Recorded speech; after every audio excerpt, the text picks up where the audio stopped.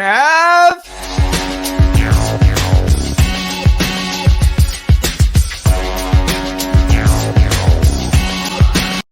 And with that, I bring in Philly himself. Joe Castro is with us. How's it going, Jack? Well, everything that I just said about the Giants that you're listening to, and then I have to look at all of this Eagles, Kelly Green, or that's not even, that's the old school green hat, and everything about the Carolina Panthers had 15 opportunities to probably win that game against the Eagles. Now I have to deal with all this. But Joe, people might know you in the Hall of Fantasy League space. You were our analyst for the first couple rounds of the Hall of Fantasy League draft. So, I mean, first of all, since then, have you had a chance to watch what's materialized in this league? Yeah. I mean, I don't hide my fandom. I try to be unbiased. Me and you talk. No, you didn't on draft day either. You went right to the Philly powder kegs. But no, listen, I'm obviously upset about the rough start that they've had, but it's been really fun to watch. You guys have been doing an amazing job keeping up with it. It's exactly what I thought it was. I thought it's exactly what I thought it could be. And that's a good thing. That's not, I had high expectations for you guys. So this has been awesome, honestly. Other than the powder keg struggles, I'm sure with I'm trying to forget that. I'm trying. But let's talk right now. So we're going to do start sit. What is start sit? I'm going to give you 5 different sets of 2 players. You're going to tell me who you'd start or sit. I'll give you my opinion as well. And these are real start sit conversations that are going on in the Hall of Fantasy League. I'm not going to tell you what team, what situation, but we're going to talk them out. And maybe the GMs and the stakeholders will have opinions as well. So we'll start with our first one, and it's a quarterback matchup. Joe Burrow versus the Detroit Lions, and Derek Carr at the Denver Broncos. Joe, obviously Derek Carr, right, has been, has had a strong year with the Raiders going up against a tough Denver Broncos defense. Burrow gets maybe a softer defense in the Detroit Lions. Who would you play? Look, there's a lot more going on in Las Vegas that I'm sure they're worrying about than football, but I don't know if that'll, hinder him or help him. I'm going to make it pretty easy here. I'm going to go with the matchup. I think that, like you said, Denver has been playing outside of their mind, giving up about 15 points a game. I think that's good for second. They're basically top 10 everywhere on that defense. So I have to go with Joe Burrow. The Detroit Lions are basically the exact opposite of that. So I do feel like he has a very good wide receiving core, and I think that Joe Burrow's going to be able to put up a good game this week. So I think he'll put up some good points for whoever starts him. I'll agree with you there. I think it's close. I'm going to go Joe Burrow. Obviously dealing with the throat contusion after last week. I've never dealt with a throat contusion. I'm not exactly sure what that is, but I think that just watching Joe Burrow, and I hope that he took notes from what Aaron Rodgers did on the other side, because there was, I'm going to say it, a lot of Aaron Rodgers, I felt like, in Joe Burrow, but there's some Mitch Trubisky. There's some decisions where you're like, why'd he throw that? Why didn't he just run out of bounds there? Some of the old school quarterbacks looking at him like a Rodgers or a Brady, just get out of bounds sometimes, and I think that Joe Burrow is going to continue to improve. The Lions, there's the Lions. I'd love to see Dan Campbell get his win, but they're the Lions. So I'm going to go Joe Burrow there as well. Our second, and by the way, that was the Ohio Goats will have to make that decision as their second quarterback coming. That's a good decision to have. That's a good. It's good, right? Yeah. This is another decision that becomes a decision after what we saw this past week. It's Emmanuel Sanders at the Tennessee Titans, or Tyler Boyd versus the Detroit Lions, of course, playing with the aforementioned Joe Burrow. Emmanuel Sanders just had a massive game for the Bills. They're playing the Titans, soft defense. Are you jumping on the Emmanuel Sanders train or relying on a Tyler Boyd?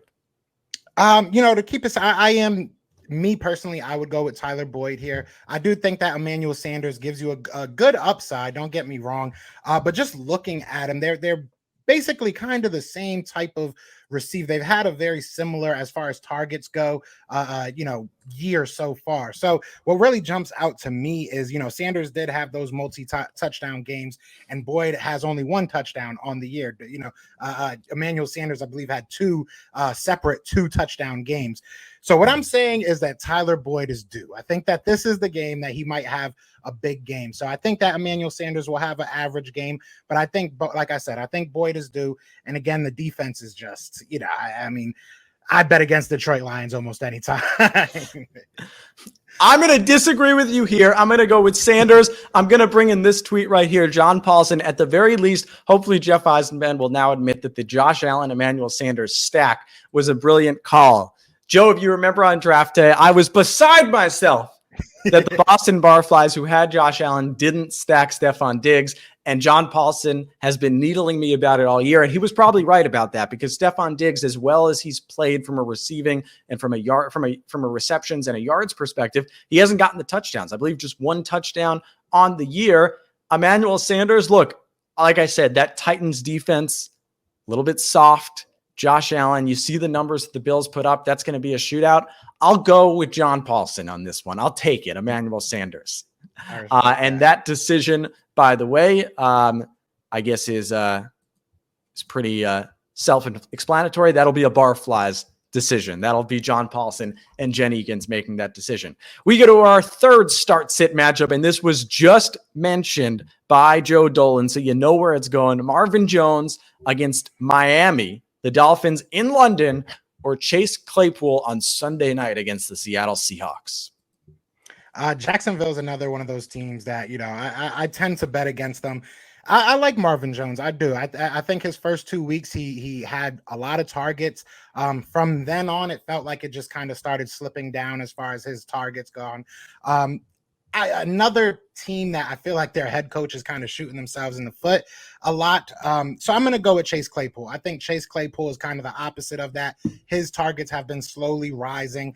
And going against Seattle's not the Legion of Boom anymore. They just cut Trey Flowers. I know they're looking at Quentin Dunbar. So I don't know what's going on in that secondary, but I know that Chase Claypool, I have a feeling he's going to really take advantage of it. So I like Chase Claypool this week. I think you have to go Claypool especially because Juju Smith-Schuster looks like it's going to be out for the season. So now all of a sudden you're adding that.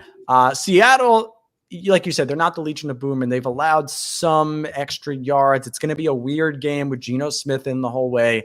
So maybe Chase Claypool, although you look at Marvin Jones, what he was able to do those first couple weeks, and the Jaguars always playing from behind. If you want to play, and a lot of people are going to look at Myles Gaskin as a pickup this week, if you want to play anyone in a Dolphins-Jaguars game, someone's going to have to score fantasy points in that game. It's going to happen. And there's not going to be a lot of Jaguars defense played. So it is something to think about there. Michael Dauphin in the chat on Facebook says Burrow all day. So Michael has been one of our biggest fans of Hall of Fantasy Live, and he is giving his opinion of Joe Burrow. In terms of the Marvin Jones Chase Claypool matchup, like I said, that will be an Atlanta Hot Wings decision to be made. This is a good one. Oh, I'm sorry. Before you get to that one, if you don't mind, I will say Miami has a sneakily good defense. I think so. So, that's the only reason I'm a little bit against Jacksonville, but I understand what you're saying. Exactly. Somebody's going to put something up, right? So, yeah, definitely. They're probably going to have to throw the football, but you're right. Brian Flores he's done what he's needed to do with that defense, and they've been a couple plays away from maybe being more of a playoff contender despite the Tua Tagovailoa injury. This is a great one, Joe. Our fourth start-sit, Kadarius Toney or Rondale Moore. Two rookies, two playmakers. Toney going at home against the Rams. Rondale Moore on the road against that Cleveland Browns defense. The Arizona Cardinals, the last undefeated team. I mean, there are so many ways. Rondale Moore was the pickup that people made in week 2 or week 3. Week 4 and week 5 and now week 6, it's been Kadarius Toney. Two guys who kind of have that. Everyone's trying to be the next Tyreek Hill. And both of these guys could be that. Who do you like out of these two? I'm going to be 100% honest with you, Jeff. I love you, man. You're a great guy. I want to say Rondale Moore so bad just because of the connection I know you have. But realistically, Kadarius Toney was able to do against Trayvon Diggs last week on the times that he was, matched up against him. And not just that, even when he wasn't 11, I think it was 11 targets, 10 of them catches, something like that, over 100 yards. He balled out and he showed a lot of skill. So I like Rondale Moore, but to me, he's still kind of a boom or bust in that offense. I think you need him to, make a big play or get a couple touchdowns for him to really be worth it. I think Kadarius Toney, pending who your quarterback is, you're not going to really have Saquon, it's looking like, might not have Daniel Jones. And it goes back to what you're saying, that somebody's got to put up some points. LA Rams is a tough defense. Don't get me wrong, but they do allow some points. So I do think Kadarius Toney is going to be the better decision this week. And I think going forward, he has a very, very strong possibility of sneaking into wide receiver 1 territory by the end of the year. Wide receiver 1, running back 1, maybe QB 1. I mean, I think he was a high school QB. If you watch, he was taking direct snaps. He was doing everything. I think the only thing not... No, what was that? I said, can he punt? Because why not, right?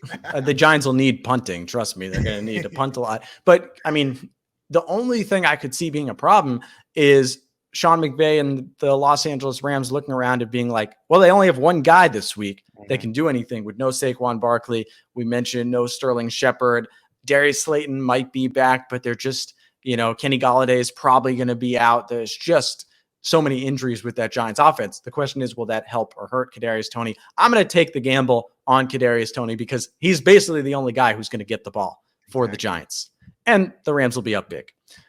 Our fifth and final start sit is between Devonte Booker of the Giants playing against the Rams or Myles Gaskin that says at Jacksonville. It's in London. Of course, the Jaguars, England, the United Kingdom's football team, the Jacksonville Jaguars, are essentially the home team. Devonte Booker obviously playing for the injured Saquon Barkley as that number 1 running back for the Giants against the Rams, or Myles Gaskin, who just had an unbelievable fantasy performance that people maybe should take or punt on. What do you think, Joe?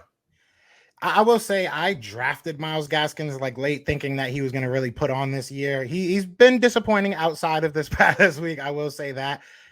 Devonte Booker, it comes down to who your quarterback for me is. Obviously it's looking like you're not going to have Daniel Jones. If you have a younger quarterback in there or somebody they don't necessarily trust, that could boost Devontae's numbers, right? That could. What do you think Mike Glennon is? What do you consider Mike Glennon? He's more of that's the thing. He's more of a gunslinger. So I don't think that Devonte Booker is going to be that guy getting the ball that much because we've seen him in Tampa, right? We've seen him put up some numbers as a passer. I'm going to go with Myles Gaskins here. I just think that they're going to be putting up points. Jacksonville, again, is not a good defense. I think he'll be a big receiving threat in this game, to be honest. I think they'll be throwing the ball a lot at him out of the backfield. So I'm going to go with Myles Gaskins and hope that this week wasn't an exception to the rule. I'm hoping it's more of the rule than an exception to it.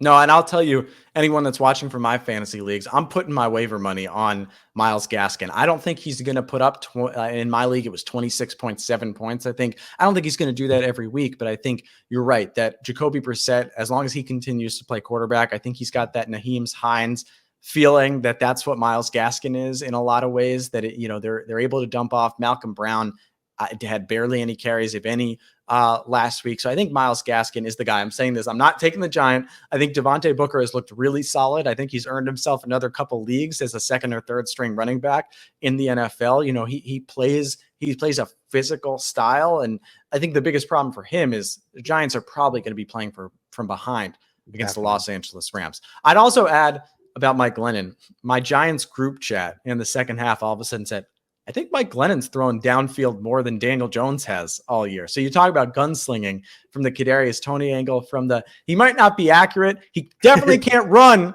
like Daniel Jones, but the Giants are just going to take some shots down the field. And remember, Colt McCoy and the Giants beat the Seattle Seahawks last year. So just saying. Joe Judge has done that before. Maybe they take a little nap as far as the Rams go. You never know. Maybe they play down to the competition. That's what we're hoping for as Eagles fans. I know that has nothing to do with this, but in a rambunctious MetLife Stadium is what I'd imagine. Joe Castro, he's the host of Philly, the podcast. Joe, where can everyone find you?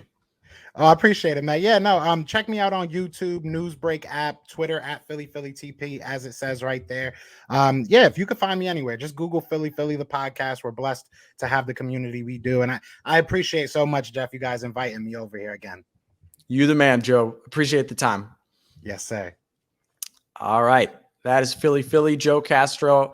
Awesome stuff. As we get a hashtag Go Birds from HOFL Charlie in the chat. That's going to be a problem. But we'll let you stay, Charlie. We'll let you hang in here.